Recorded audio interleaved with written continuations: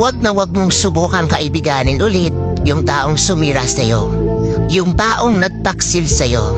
Yung taong nagsabi ng masama laban sa'yo, o yung mga taong para lang maging mabango sila sa iba. Tapos ikaw, na kaibigan nila, binabaho nila. At madalas mangyari ito doon sa mga taong patas na lumalaban.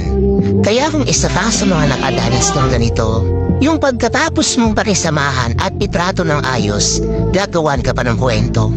Huwag na huwag mo silang kakaibiganin ulit. Marami pang tao dyan na pwede mong makasama.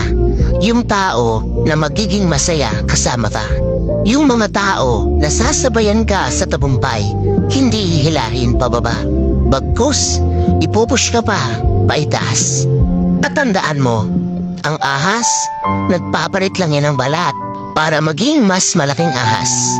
Pero, kahit ilang beses pa yan